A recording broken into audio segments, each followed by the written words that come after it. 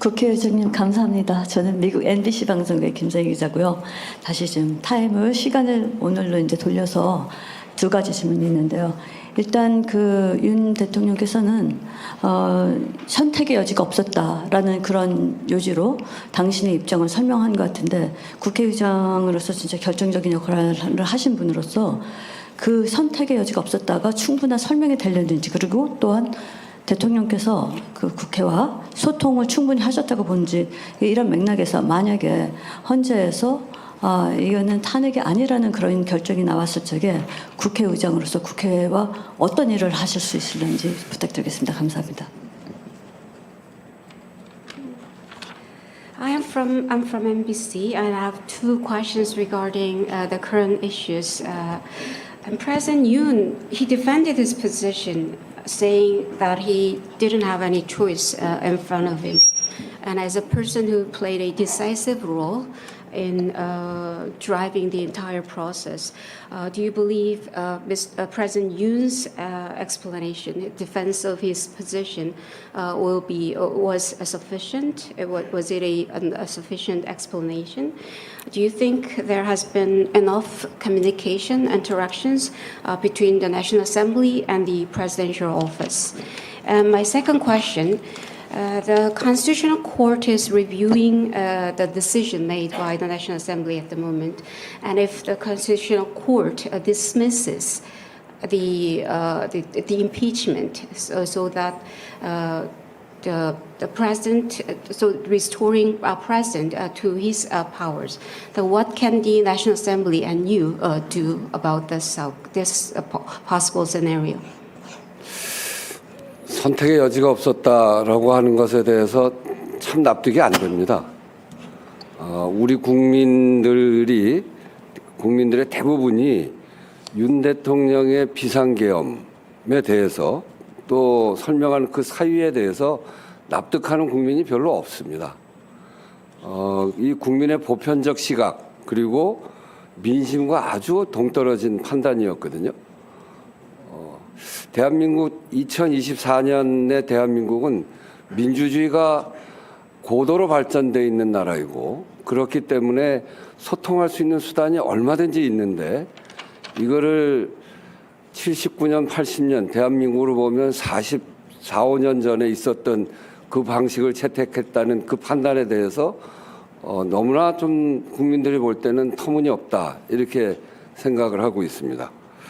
명분과 절차에 있어서 모두 흠결이 있었던 것이라고 보여지고요. 그런 면에서 보면 윤석열 대통령의 오판이었다, 이렇게 생각합니다. 국회와 소통을 충분히 했는가? Okay. President Yoon said he didn't have any choice in front of him, but for me, it's hard to understand that explanation, and I think most of Korean citizens would agree with me.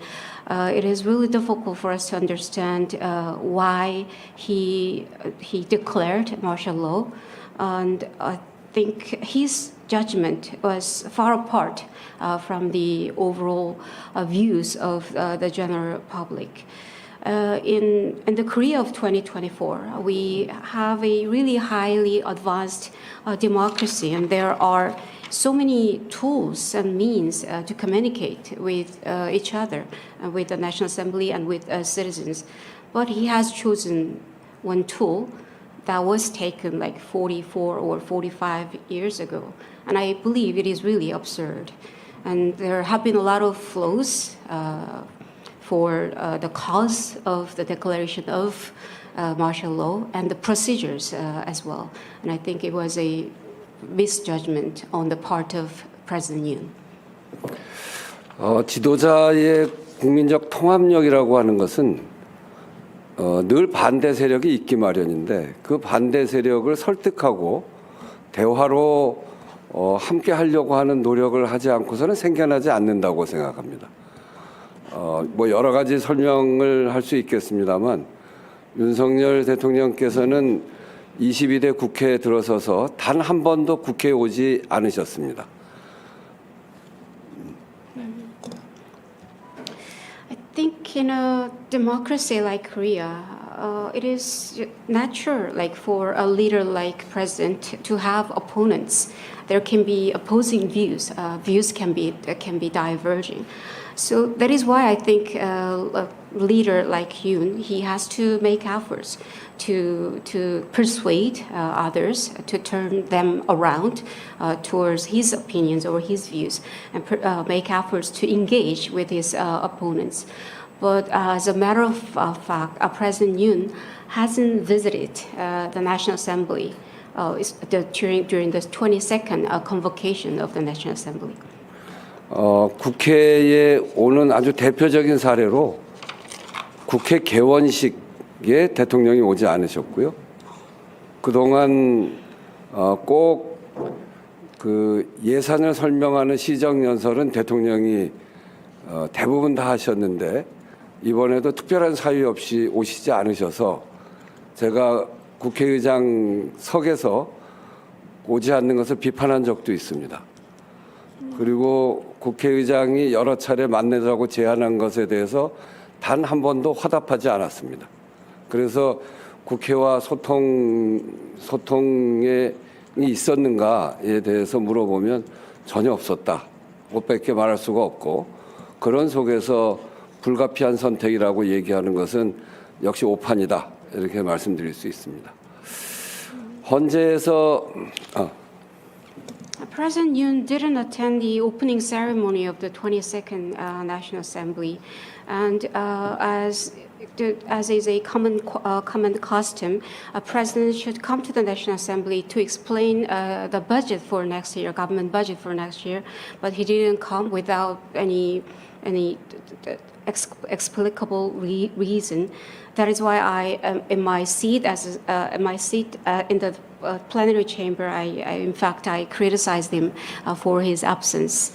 And I proposed, like on several different occasions, having meetings with him, but he didn't respond to my requests at all. So you asked whether there has been enough communication between the National Assembly and the presidential office, and I can say none. And then he said it was an inevitable choice for him to declare martial law, but I can still say that it was a bad misjudgment. 그리고 헌재에서 탄핵이 아니라고 하면 어떻게 할 것인가? 그 질문에 대해서는 앞으로 벌어질 일을 가정해서 답변 드리기는 매우 적절치 않다 이렇게 생각합니다. Regarding the possibility of a dismissal at the Constitutional Court, it is a hypothetical question. So it is. I hope I would not answer that question. Okay, next. Do you believe the Constitutional Court should uphold this parliamentary decision?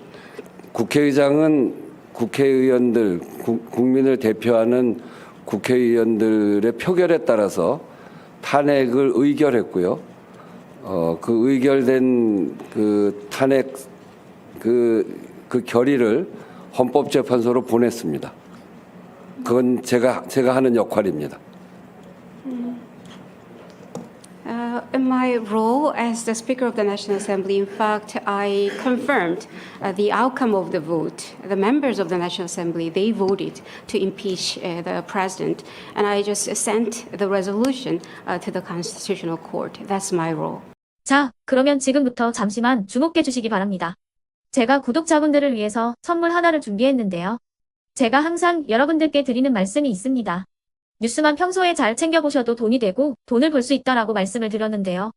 여러분들은 여기 보시는 삼성전자 뉴스를 보고 어떤 생각이 드세요? 아니면 정치인들의 뉴스, 날씨 뉴스를 보고는 어떤 생각이 드시나요? 그냥 뉴스만 보고 끝내는지 아니면 이 뉴스를 어떻게 이용할 수 있는지 이 부분을 고민하고 계시는지를 되물어보고 싶습니다. 그 이유가 뭐냐 하면 제가 지난번에 여러분들께 뭐라고 말씀을 드렸었죠? 지금은 반도체 섹터를 눈여겨보셔야 한다고 말씀드렸습니다. 그리고 나서 이런 썸네일들 뉴스를 통해서 많이 보셨을 겁니다. 반도체 내용이 이슈가 됐을 때 부자들은 어떻게 생각한다? 반도체 관련주들은 뭐가 있는지, 어떤 종목이 가장 좋은지, 어디에 투자해야 돈이 몰리는지 자연스럽게 생각한다고 제가 말씀을 드렸죠. 그 이유가 뭐냐 하면 부자들이 봤을 때는 이슈가 곧 돈으로 이어지고 그 이슈가 나에게 돈을 벌어준다는 경험적 확신이 있기 때문에 부자들은 항상 이런 사회적 이슈를 관심 있게 챙겨본다고 제가 말씀을 드렸습니다. 이번에도 마찬가지인데요. 제가 지난번에 시청자분들과 함께하는 주식으로 수익 내기 이벤트를 진행했었죠. 당연히 100% 무료로 진행을 했었고요. 여기 보시면 아시겠지만 제가 지난번에도 구독이라고 보내주신 모든 시청자분들께 반도체 관련주 중에 가장 크게 급등할 딱 한 종목, 많은 종목도 아니라 한미반도체 한 종목을 여러분들께 추천드렸어요. 그러면서 여기 나와 있는 대로 정확히 얼마에 매수해야 하는지, 그리고 수익률이 어느 정도 나왔을 때 팔아야 하는지를 이런 부분들까지 여러분들에게 정확히 알려드렸었는데 지금 실제로 어떻게 되었다? 오른쪽을 보시면 아시겠지만 제가 지난번 문자 발송으로 이 한미 반도체를 소개해드리고 나서 실제로 이렇게 5배 이상 어마무시한 상승이 나왔습니다. 100만 원만 투자를 했어도 무려 500만 원이 넘는 수익금이 생긴 거죠. 그래서 당시에도 굉장히 많은 분들이 제가 드린 이 한미 반도체로 수익을 내실 수가 있으셨을 텐데요. 다시 한번 축하드린다고 말씀을 드리겠고 이번에도 마찬가지입니다. 앞으로도 2024년, 2025년 계속해서 기대해볼 섹터는 AI입니다. 그 중에서도 AI 반도체는 그 누구도 부정할 수 없는 미래 성장 산업입니다.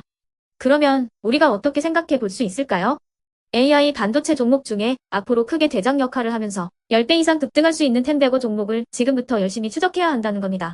큰 돈을 투자하지 않더라도 월급의 일부분 아주 소액이라도 이 종목을 모아가야 수백 %의 수익률을 손에 쥘 수 있는 것이죠.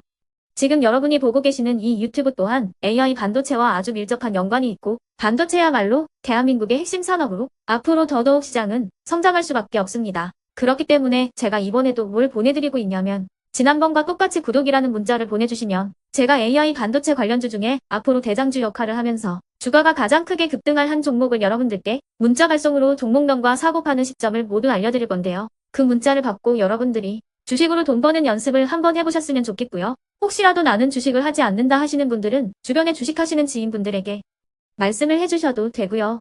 아니면 연세가 있으셔서 투자가 어렵다 하시는 분들은 이 종목을 자녀분들에게 한번 사봐라. 이걸로 한번 수익을 내봐라. 이렇게 조언을 해주실 수도 있는 거겠죠.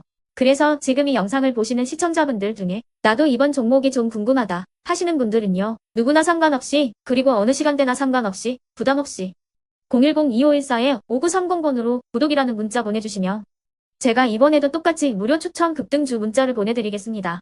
이해되시겠죠? 제 번호 010-2514-5930번으로 구독이라는 문자 보내주시면 여러분들이 직접 이슈를 통해서 돈 버는 연습을 해보실 수가 있는 거고 제가 돈을 받는 것도 아니고 투자를 대신해 드리는 것도 아니기 때문에 부담 없이 신청해 주시면 되는 겁니다. 그리고 수익이 나면 저는 다른 것은 하나도 바라지 않습니다. 제 채널에 구독, 좋아요 한 번씩만 눌러주시라 이렇게 다시 한번 말씀을 드리겠습니다.